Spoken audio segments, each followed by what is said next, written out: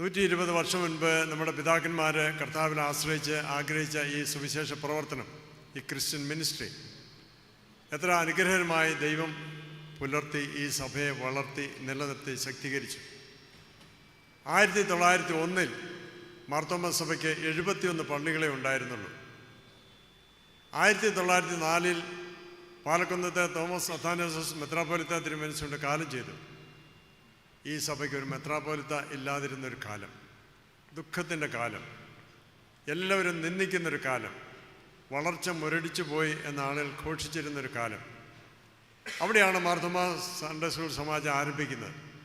ഒരു കുട്ടിയും നഷ്ടപ്പെട്ടു പോകരുത്, യേശു കർത്താവിൽ വിശ്വസിക്കുന്ന ആരും നഷ്ടപ്പെട്ടു പോകരുത്, ക്രിസ്തുവിൽ വളരണം. ദാവീദിന്റെ സന്തതിയായി ജനിച്ച് മരിച്ച് ഉയർത്തിരിക്കുന്ന യേശു, അതാണ് എൻ്റെ സുവിശേഷം എന്ന് അപ്പോസ്തലൻ തിമോഥെയോസിന് എഴുതുന്ന 2-ാം ലേഖനം 2-ാം അധ്യായം 8-ാം വാക്യത്തിൽ പറയുന്നത് തന്നെയാണ് സഭയുടെ എന്നത്തെ മുദ്രാവാക്യം. Jesus Christ is Lord, is God, saviour and Lord. ഈ ഒരു വിശ്വാസത്തിൽ വേണം സഭ വളരാൻ, കുഞ്ഞുങ്ങളെ വളർത്താൻ.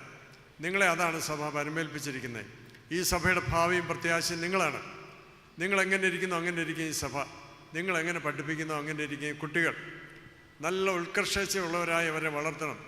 ഈ സഭ ഒരു കൊച്ചു സഭയാണ്, എന്നാൽ അതിൽ താഴ്ന്നു പോകാതെ തളർന്നു പോകാതെ ഈ കാലഘട്ടത്തിൽ പിടിച്ചു നിൽപ്പാൻ കരുത്ത് പകർന്നു കൊടുക്കേണ്ട ചുമതല നിങ്ങളുടേതാണ്, നിങ്ങളുടെ മാത്രമാണ്. മാതാപിതാക്കൾ കൊടുക്കുന്നതിനേക്കാൾ അതുല്യമാണ് അധ്യാപകർ, സൺഡേ സ്കൂൾ അധ്യാപകർ കൊടുക്കുന്നതായ പ്രചോദനവും സ്നേഹവും. വീടുകളിൽ സ്നേഹം കുറയുന്ന ഒരു കാലത്ത് ജീവിക്കുന്നു. നമ്മുടെ കുഞ്ഞുങ്ങൾക്ക് ആ ഒരു വലിയ സ്നേഹം, അപ്പൻ്റെ സ്നേഹവും അമ്മയുടെ സ്നേഹവും പകർന്നു കൊടുക്കുന്ന സൺഡേ സ്കൂൾ അധ്യാപകരിൽ കൂടി ആവണം. എവിടെയാണ് ഒരു കുട്ടിയുടെ കുറവ് എന്ന് മനസ്സിലാക്കി അവനെ കൂടുതൽ സ്നേഹിക്കുന്നതിനും ബലപ്പെടുത്തുന്നതിനും കർത്താവുമായിട്ടും സഭയുമായും ബന്ധിപ്പിക്കുന്നതിനും നിങ്ങൾക്ക് കഴിയണം. നിങ്ങളുടെ പഠനം പോലെ ഇരിക്കും ഈ കുട്ടിയുടെ വളർച്ച, നിങ്ങളുടെ ശുഷ്കാന്തി പോലെ ഇരിക്കും കുഞ്ഞുങ്ങളുടെ വളർച്ച, നിങ്ങളുടെ വേദപഠനം പോലെ ഇരിക്കും കുട്ടിയുടെ വളർച്ച. ഞാനൊരു വൈദികനായിട്ട് ഇപ്പോൾ 50 വർഷമാകുന്നു. ആ കാലത്തൊക്കെ കുട്ടികളോട് ചോദിക്കും, വേദപുസ്തകം മുഴുവൻ വായിച്ചുള്ളവർ കൈപൊക്കുക. ഒരു 90% കുട്ടികളും കൈപൊക്കും. ഇപ്പോൾ അങ്ങനെ ചോദിക്കാൻ മടിയാണ്. നിങ്ങളും അത് മനസ്സിലാക്കണം. വേദപുസ്തകം വായിക്കുന്നവരുടെ എണ്ണം കുറഞ്ഞു വരുന്നു. നിങ്ങളുടെ സൺഡേ സ്കൂൾ കുട്ടികൾ വേദപുസ്തകം വായിക്കുന്നുണ്ടോ എന്ന് അന്വേഷിക്കുകയും വായിക്കാൻ പ്രേരിപ്പിക്കുകയും ഒന്നിച്ച് സൺഡേ സ്കൂളിൽ വായിക്കുകയും പഠിപ്പിക്കുകയും ചെയ്യണം. വചനത്തോടുള്ളൊരു കൂറ് അവരിൽ വർദ്ധിപ്പിച്ചു കൊടുക്കണം.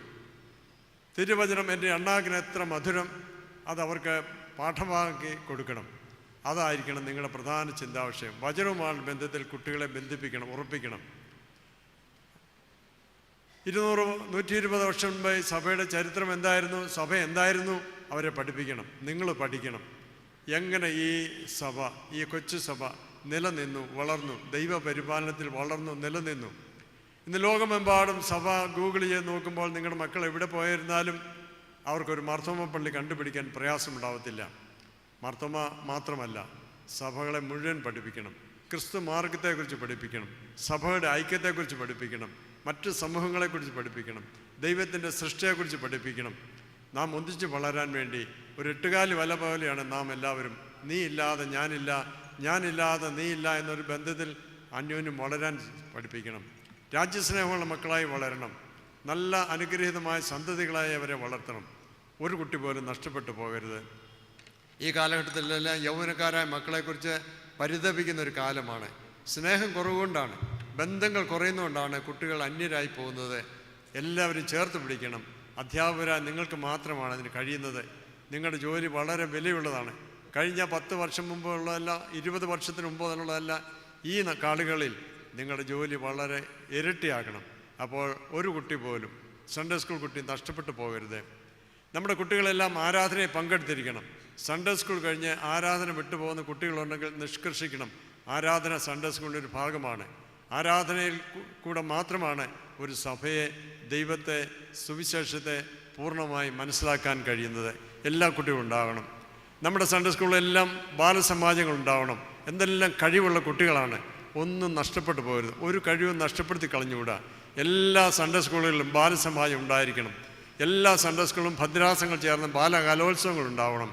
അങ്ങനെ നമുക്ക് കുട്ടികളെ ചേർത്ത് പിടിക്കാം, അവരെ കൂടുതലായി സ്നേഹിക്കാം. അധ്യാപകരെ, നിങ്ങളുടെ ജോലി ഇരട്ടിയാണ്. കുട്ടികൾ വേദപുസ്തകം വായിക്കുന്നില്ലെങ്കിൽ അതിന് കുഴപ്പം നിങ്ങളാണ്. നിങ്ങളും വായിക്കണം, നിങ്ങൾ പഠിക്കണം, വചനത്തിൽ വേരൂന്നി വളരണം.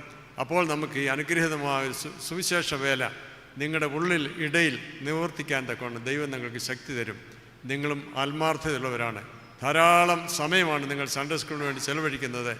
നിങ്ങളും നല്ല മാതൃകയുള്ള അധ്യാപകരായി അനുഗ്രഹീതമായ ശുശ്രൂഷ ചെയ്യുവാൻ ദൈവം നിങ്ങളെ സഹായിക്കട്ടെ. എല്ലാ നന്മകൊണ്ടും ദൈവം നിങ്ങളെ നിറയ്ക്കട്ടെ. ഇവിടെ വന്നുകൊണ്ടിരിക്കുന്ന എല്ലാവരെയും മുഖാമുഖമായി കാണാൻ കഴിയുന്നില്ലല്ലോ, എന്നാലും നിങ്ങൾക്കെല്ലാം നന്മയും നേരുന്നു. നിങ്ങൾ ഈ സഭയുടെ അഭിമാനമാണ്. നിങ്ങൾ ഈ സഭയെ, കർത്താവിൻ്റെ സഭയെ ഒന്നായി നിർത്തി നന്നായി വളരുവാൻ വലിയവനായ ദൈവം വാത്സല്യമുള്ള അധ്യാപകരെ നിങ്ങൾക്ക് തുണയ്ക്കട്ടെ എന്ന് പ്രാർത്ഥിക്കുന്നു. നന്മയോട് നിറയ്ക്കട്ടെ. God bless U.